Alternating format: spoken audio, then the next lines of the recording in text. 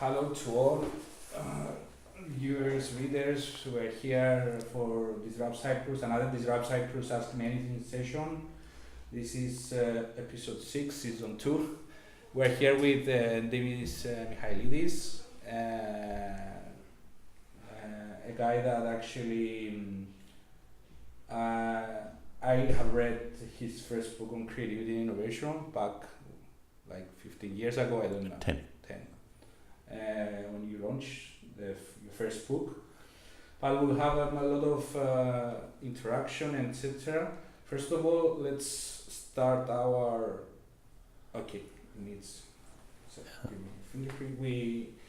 This is a tip also for you. When you do live streams, you can run a watch party via your profile. So you get more followers, you get fewer people will not be notified and get stuff and see the live stream. So, by the way, this is an Ask Me Anything session, as you know. We do it every Monday at 12 p.m. This is the last AMA we do at 12 p.m. From next Monday, we'll change in the hour, so it will be 7 p.m. Because we need more people can watch at that time. And yeah, we expect also your questions so you can drop them in the comments.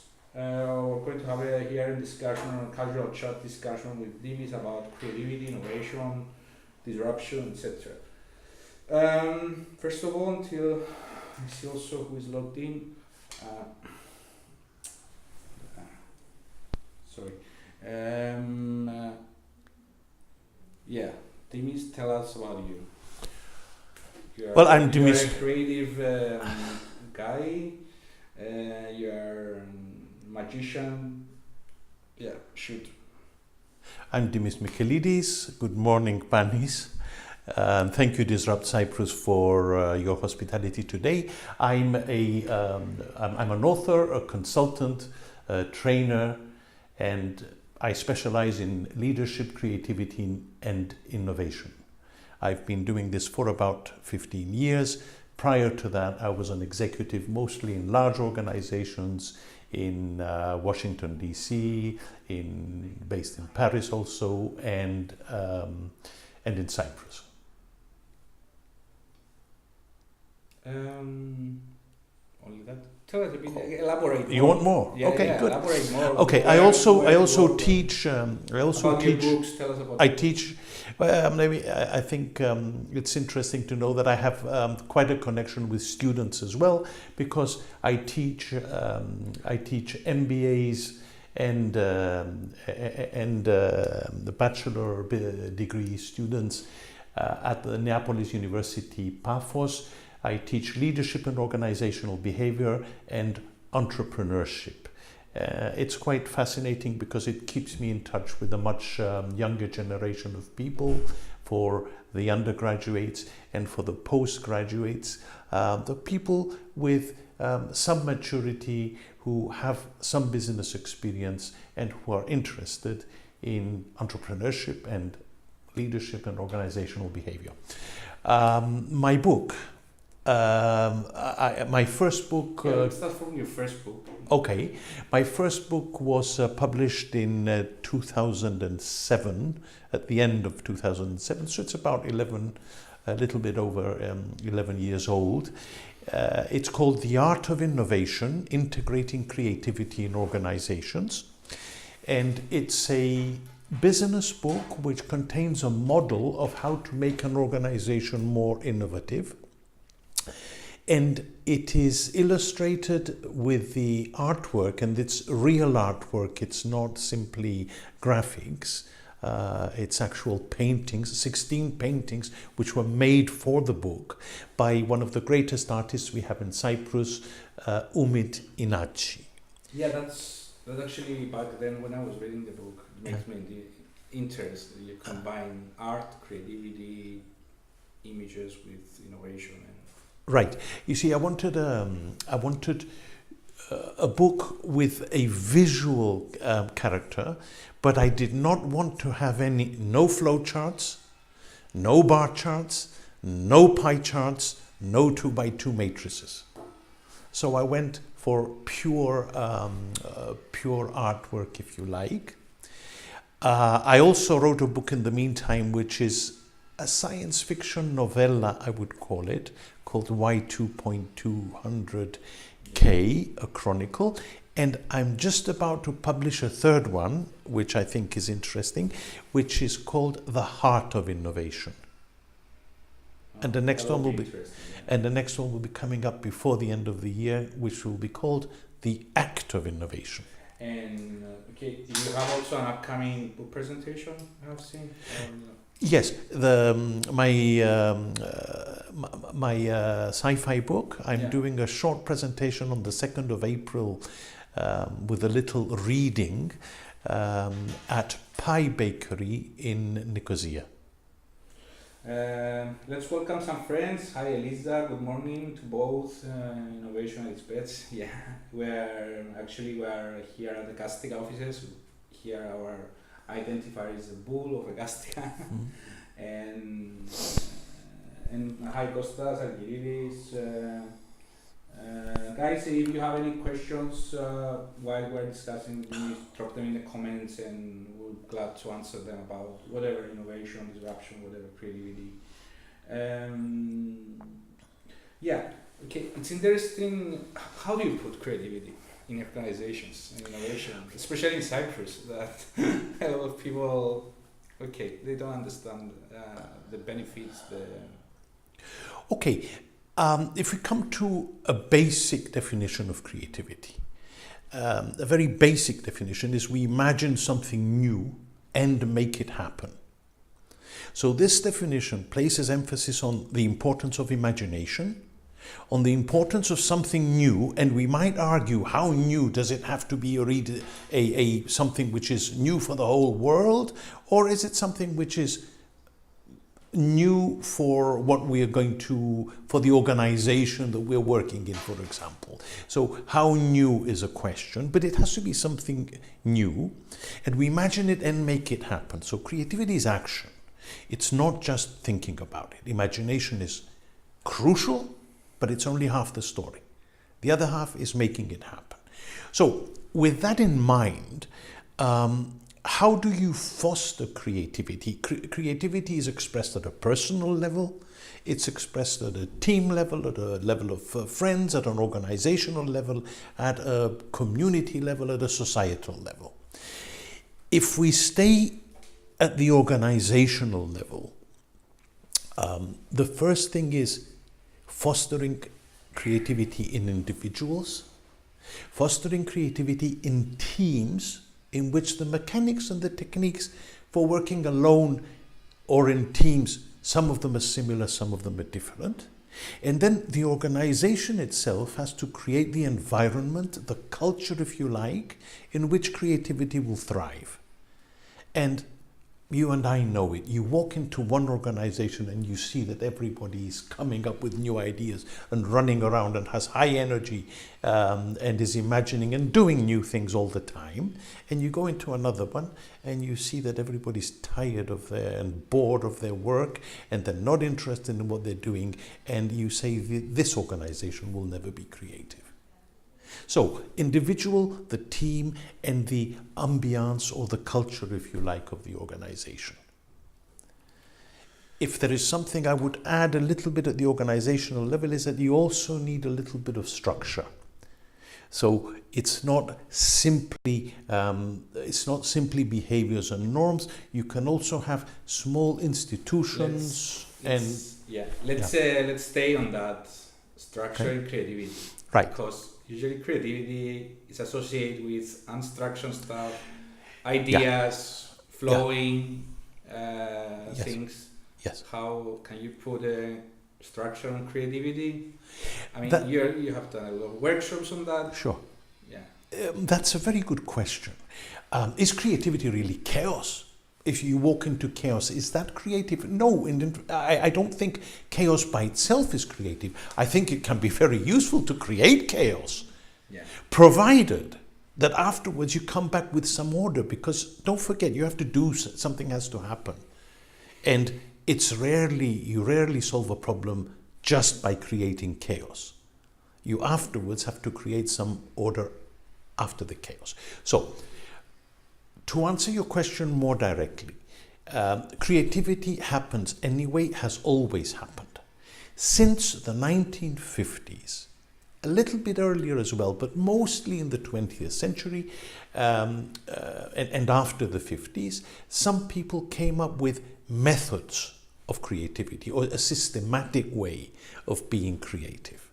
The first one to do that was Alex Osborne, who's also known as the father of brainstorming, and he worked together with a man called Sidney Parnes, and I'm very honored because I met Sidney Parnes. Sidney Parnes was a professor at the University of New York State, and the two of them created the first creative problem-solving model. So, can you put organization and structure and creativity? Yes, you can. It doesn't mean that chaos isn't good. It's good, but put chaos in its place. Place it somewhere. That's how you make your creativity efficient. Otherwise, you have creativity which might be wasted. Yeah, correct. And before we go more, let's welcome some more people. Christos Kypris, Zinas, George, Minas, Umit is watching us. Yeah, guys, if you have any questions for Dimis, about innovation, creativity, disruption, feel free to pop them in the comments and we will answer them. Okay. A lot of people in Cyprus is something that we discussed also when we first meet back 1 month ago, and they don't understand the difference of innovation and the difference of disruptive innovation. So I want your definition, your comments on what actually is disruptive innovation. Okay, if I go completely back to basics for a very basic definition of innovation, like I did for creativity, I would say it's something new and useful. Because innovation encompasses the idea of value. It's not novelty for novelty's sake, it's new and useful. Then you might argue, how new? Do I have to create? I don't think anybody would disagree that when Google launched and scaled up its search engine, that was a huge innovation. So it's something really very new compared to the world before it. Even though Google wasn't the first one to do the search engine. Exactly. Did it on an innovative, more innovative and it was way. Very big. So one side of the scale is its breakthrough. It's completely new. We're inventing a new industry. Now, on the other end of the scale is, or somewhere in the middle, if you like, is we don't have to reinvent a new industry. But remember, if you're inventing a new sector, it's a new product, it's a new market, it's a new way of doing things. Everything is new. But you don't have to reinvent a business. You can do innovation that is disruptive as well by reinventing or disrupting an existing business. Think of IKEA in furniture. Furniture making, the commerce of furniture is as ancient as civilizations, okay? And then a Swedish company comes and says, this is how we're going to sell furniture now. We shall scale it up. It shall be flat packed. We shall display it on huge surfaces. It's a completely new way of creating and commercializing furniture. And we're going to be very well priced. And they priced out hundreds of furniture businesses by coming up with this great concept. So these are disruptors. I would call them differentiators who really do something very different in the value chain. And here, somewhere here between here and the Google, which is a real big breakthrough, you have the technology of platforms, which is easily accessible, not so easily scaled up. A lot of people are fooled into thinking that you can scale it up very easily. It's not that easy to do it. Actually, there is a lot of activities in Europe right now, how to manage to scale how you manage to scale in Europe something, the tech platform, because Europe has its different cultures, different. So it's one of the key challenges also for the European Commission. Now, how do you scale up in Europe? Sure. Because it's a $500 million market, but there are fragments to it, and there are legislations you have to. Christos Zinonos, it's one of your students in Neapolis. Okay. He's watching us. Hi, hello, Christos. Christos also have a tech blog, CY. It's a tech blog about technology. Greetings to Mr. Dimis, a great lecturer in Neapolis. He was teaching me the leadership. Hello. Hi man, thanks for watching. Christos is a very good friend, always supporting DisruptCyprus. Hi Marios Koshar is watching. Haralambos Christostom from the University of Cyprus University of Technology and others. Guys, if you have any questions, drop them in the comments like Christos did, and let's... Okay. So let's move to what happens with platform technology, to a large extent, or in many cases, you don't need physical assets, or other people provide the physical assets. I'm thinking of Uber or Airbnb are examples where other people have physical assets. So it's relatively cheap to get into the business, unlike IKEA, which has huge showrooms and there's a huge investment in physical assets to make that happen, especially on a world scale. So platform technology is reasonably easy to enter into, but it's not that easy to scale up. And a lot of people are fooled at that point. Now, there is another type of innovation as well. And this is in existing companies who have a business and all they need is to be a little bit faster than their competitors. Yeah. We call that Kaizen, or continuous improvement. Is it innovation? I think it is innovation. It is improvement. It is new and useful for the company or for its clients. So in this scale of big breakthrough, medium kind of differentiation or disruption, and continuous improvement, you have a big scale of things which I call innovation. Yeah, according to many studies, there is different type of innovations. Radical innovation, disruptive technologies. According to Clayton Christensen, disruptive innovation is the innovation, as you said, creating new markets. That's the difference. As well, yeah, exactly. Let's welcome more people. Anthi from Hachikiriago, Operation Manager Deloitte, Elena Andreu. Elena, it's a seasoned digital marketeer. Hi guys, hi Marcel from the community in Larnaca. They have a community, it's a big community of entrepreneurs, digital nomads in Larnaca. Hello. Okay, we have a question, so let's go to the question because from Panis Pieri, do you mean that the innovation in Google as the outcome of the search engine or the business model? Because the business model, I find it more disruptive as per your explanation. It's clear the question, shall I repeat? Yes, I think it is, because Google now is many things. It's not just the search engine. But I used the search engine as an example of a breakthrough or radical innovation that really produced great change in it's affected nearly everybody. Everybody who's online has been affected by Google. Okay. Now, Google is many other things now. Among other things, it's in autonomous vehicles, for example. It's part of that technology. It's not the only one. We're discussing when Google started.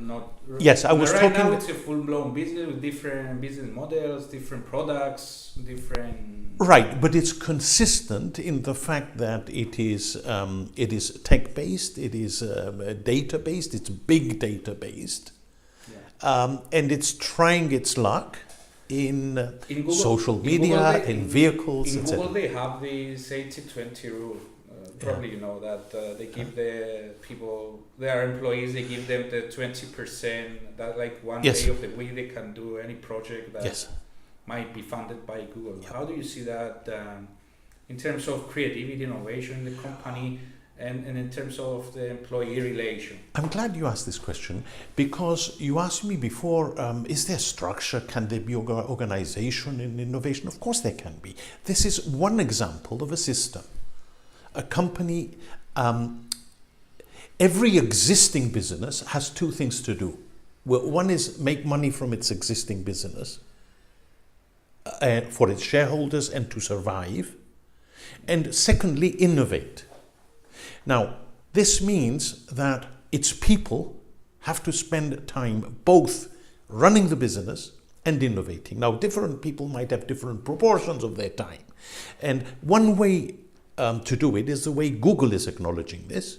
And Google is acknowledging this by saying, look, 20% of the time of all our engineers must be on looking out for new things. And they have to be radically new things. They don't like continuous improvement. They don't want 10% improvements in efficiency. They say if it's 500%, we'll think about it. But this is how a lot of products like Google News started. Like if you read, actually I'm finishing now a book, The Google Story. It's a very good book that explains how many products were created by applying this rule.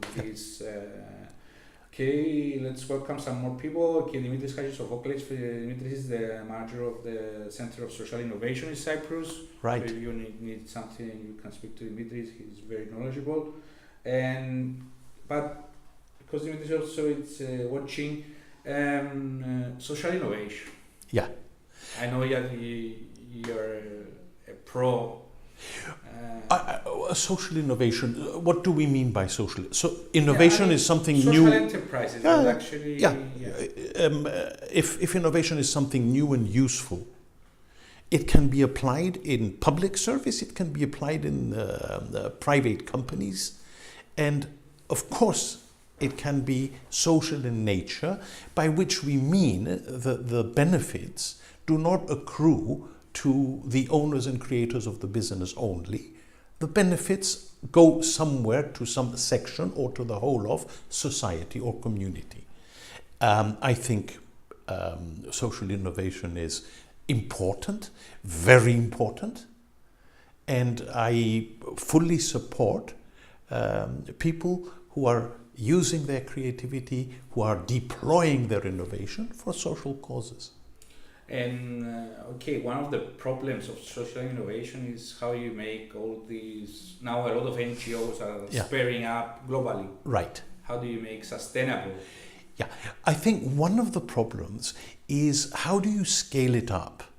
Because if you look at NGOs, you have NGOs which are very local, and you have some excellent innovations happening, but it is difficult to replicate them.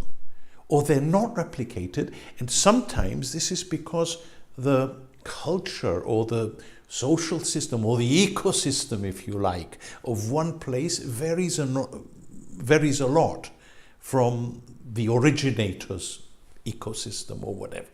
So they're harder to scale up. However, I believe that there are NGOs who can scale up their innovation, and they should be trying to do that.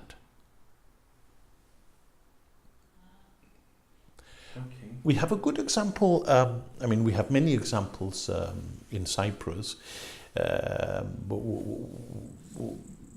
One of them, which I'm particularly fond of, is InnoCyprus, which is Cyprus Inno, which was started by Burak Dule and Stephen Stavru, Greek Cypriot and a Turkish Cypriot, and they are there to accommodate. I think it's the first platform or the first organization, if you like, that is bringing entrepreneurs from both sides of Cyprus together. Yeah, we have with Cyprus, it's our partners. We're supporting them also. When we have also now they started also with the Cypriot Enterprise Link, another network. This initiative of Lead Cyprus, right? That we're pushing, and will be an innovation entrepreneurial initiative,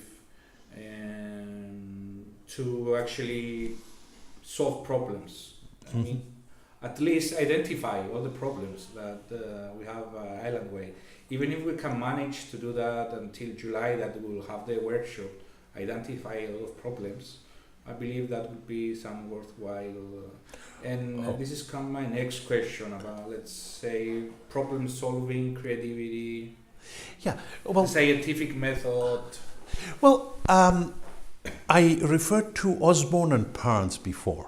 What Osborne and Parnes did, they formalized the first creative problem-solving methodology. And what is that?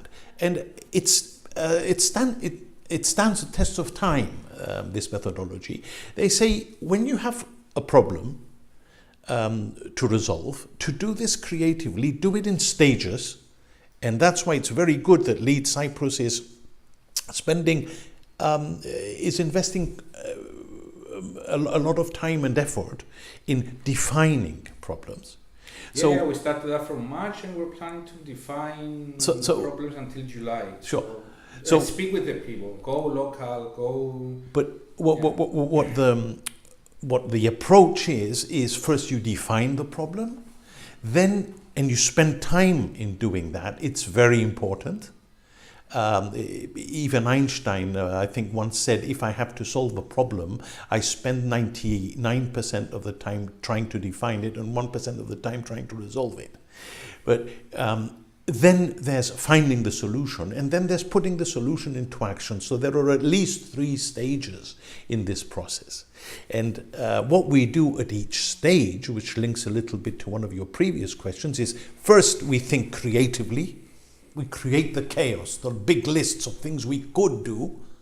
Then we make choices. Then we evaluate. But we don't do creative and critical thinking at the same time.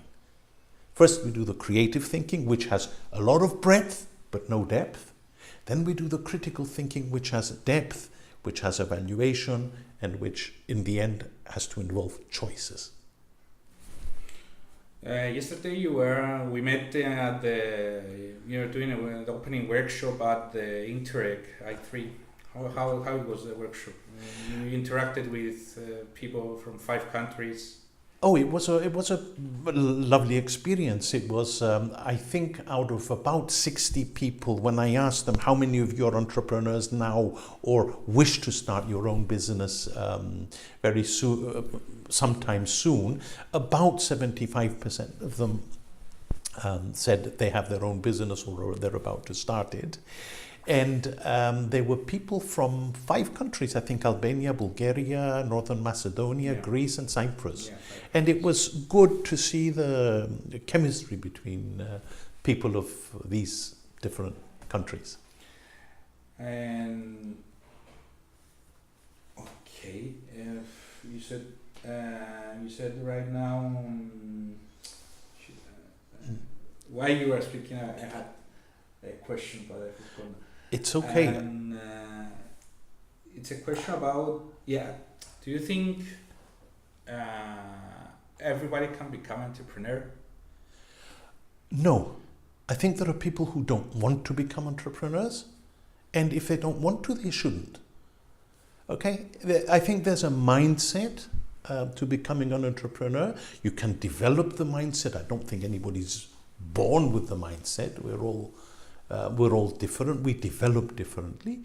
And some people do have this mindset and they go ahead and do it with all the risks that it involves. A lot of them do not succeed. That's part of the game. Okay. In your opinion, when a startup starts, or a business, or let's discuss a bit more the startup, because a startup wants also to go global. Okay. And you're a global speaker, you have experience on that. What are the first steps that someone needs to do? To going global? Not going global. When they start, what are the key elements? Everybody except innovation, but also everybody who starts up a business knows that day one they have 50 priorities. One of them is as simple as find a lawyer to register the company, and others are more complex, like what's my vision or what's my mission? What do I really want to do? And this, at the beginning, is often very blurry. I don't think either Steve Jobs or Bill Gates or Zuckerberg really thought of their companies as they are today when they were starting up. But they did have a vision. They did see a little bit into the future. So you have to have that. You have to in some way structure it. You have to in some way transform it into numbers. And venture capitalists and bankers and financiers have this thing, we want to see a business plan. They're right. You do have to have a business plan. You do have to have numbers that add up and future numbers that add up. Yeah, but that's also a misconception about startups in Cyprus, because a lot of people, they telling to the startups that you don't need a business plan, just start, get the feedback from the people. But again, when you start, you need to have at least an outline. It doesn't have to be a 100 business plan. There is business model canvas, there is lean modeling. You can use a lean way to do stuff, but again, it's a type of business plan. It's your plan. Exactly. And you have to make a decision. Do I spend 10% of my time doing my plan and 90% doing all the other actions, or 50-50? It depends on the business, on the complexity of the business.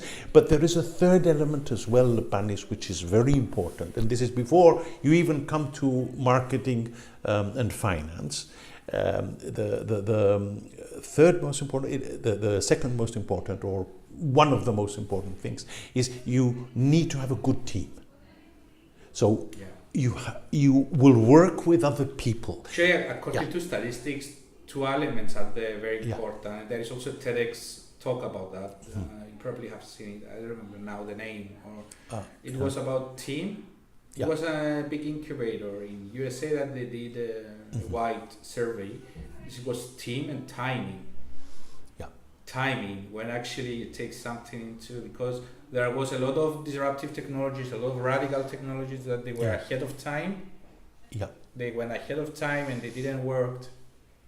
For example, 3D printing is here for 40 years, but now it's getting more trendy because of different elements. We have a question from Antigone Melvin. Do you need a mentor? I mean, the question is, in order to succeed, it has been proven that one needs a mentor. I think mentors can be helpful. They can be helpful. Please elaborate a bit on that. Because I'm a guy that, I believe that, you need a mentor, but your mentor should be at least someone that knows more about you.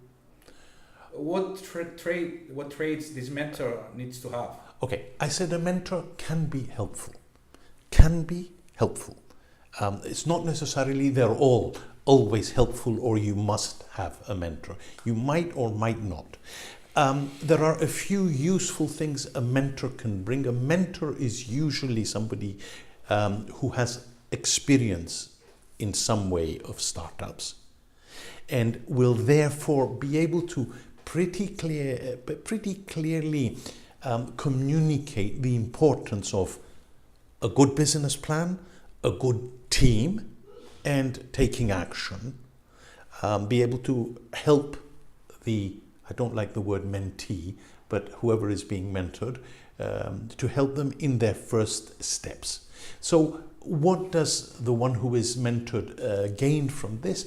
I think they will probably make fewer mistakes, and they will probably be able to learn a few things from the mentor that they will otherwise spend a lot of time learning. So it's a good mentor is a time saver, I think, as well as a guide. I totally agree on that, because I've seen it, because I'm mentoring a lot of startups from Bono, and people that they are young, if you can manage to cut them time, not to do something that you did as a mistake.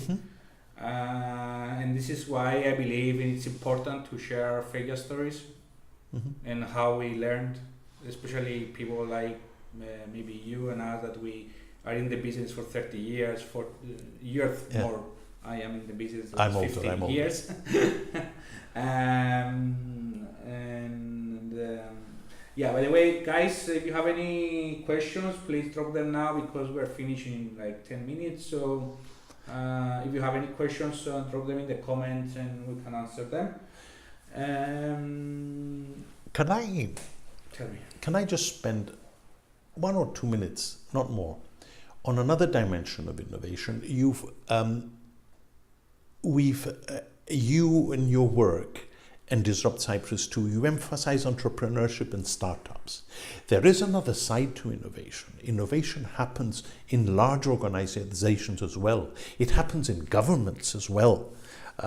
It happens in the government of Cyprus as well, much slower than what I would like to see and most citizens would like to see, but it happens. It's nothing is completely static.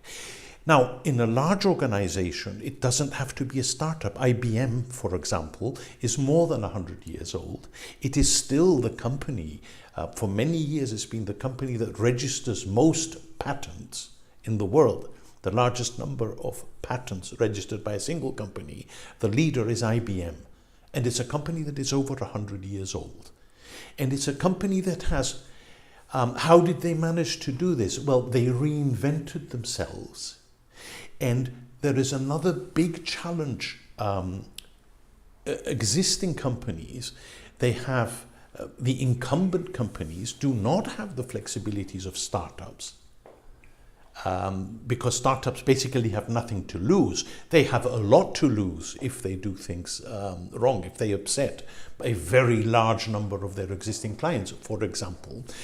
But if they're ready to reinvent themselves, they have to face one challenge which is crucial for our times. People call it digital transformation. I think digital transformation, it's a good term, but it doesn't give you the whole story. Digital transformation is crucial because it's bringing a company to the level of technology it is today. And a similar thing happened about 25 or 30 years ago with the very fancy word re-engineering. Yeah. It was basically, re-engineering was bringing the IT technology of the 80s, making it happen. And the making happen the IT technology of the 80s is basically using the knowledge of the 70s, putting it into use. Now we're putting into use the knowledge of the last 5 or 10 years in technology and making it happen in much bigger companies. What the term digital transformation doesn't encompass in the definition is the culture change you need to move from a conventional company to a digitalized company. And that can be quite profound, and that is very disruptive, because the way for an existing company to innovate, usually you set up your innovation targets and you find, oh boy, I have to change the whole of my structure as well. And that's changing organization charts and telling people that they no longer have this power to do that. They have something else, or they don't have 100 people to order about every day. These are pretty disruptive and pretty upsetting for people as well. Okay, at this point, okay, I don't want to get political, but I know that you, in your heart, you want the island to be solved, to be unified. I do. Like me, and let's try it a bit. Okay, Cyprus, it's one example. Yeah. Of using innovation for peace building. Do you have any other ideas? Let's brainstorm now. Okay. I mean, do you have any ideas that might help, combine innovation, creativity, and peace? Okay, here's my basic view, and this is for Cyprus, okay? No matter what solution we have in the future, including a non-solution, including never having a solution or not having it for the next 50 years, but no matter what the outcome is, the people who live here, and certainly the Greek Cypriots and Turkish Cypriots, have an interest in working together well. Okay, have an interest in friendship, we have an interest in creating relations These relations are great on a friendly basis. They're great when they happen in communities, in societies, among artists, and it would be great if they're extended to business. And I know there are a lot of things, legalities and other, that are stopping this. How can we forge a way ahead from the tech revolution, from what's happening technically? I think that things that do not involve many physical assets, they can probably cross this barrier. I'm think of something like an Airbnb, a Cypriot one, or which is branded differently and sold differently. Is there any reason why this wouldn't work? There will be questions. There will be people saying, "Oh, but who owns this property that you're renting out, etc." There will be issues, but if it doesn't involve physical assets or things that involve exchange between people, but not physical exchange, will be easier to start up than physical trade, because physical trade has a number of legal barriers and a number of obstinate people who insist on keeping them there. It has a lot of barriers, but we need to try more as a country there. Now, let's brainstorm. As we brainstorm, let's simply get people together to think about these things. That's why I respect Cyprus. That's what I respect what you are doing as well. If we get people from both communities to think together, they will come out with 100 more ideas than ourselves. And actually, it's one of the goals of Lead Cyprus. Yeah, and also another thing is, I'm of a different generation than you are, and there are entrepreneurs of a different generation than both of us. Everyone matters. Any generation, even kids needs to be involved in this process, to be honest, because kids, they see the world on a total different level than even me. I'm around 40. Even you. I mean, and anyhow, what we are going to build for Cyprus is not for us. It's for the kids below 20. Yes. And if you don't involve them in this process, I mean, it's a different generation. They are starting their life with digital, with tablets. Right. In my age, we were outside playing football. I mean, it's a totally different. And if I may add, they different generations bear different legacies. We have experienced the past in different ways. So people of my age, my generation if you like, have experienced the past. We carry a different burden from the ones who are now in their 20s, for example. And it's very useful to get everybody, as you say, but and especially the young people, and why not children as well, to get together as much as possible and try and see how might we break down those barriers. And the first barrier to break down is the personal one. It's not the only one, but it's the first one. It's good because we need to add that element to Lead Cyprus, because we didn't think about it. And now that it's spreading, maybe it would be good to see how we combine also more younger generations in the process. Mm-hmm.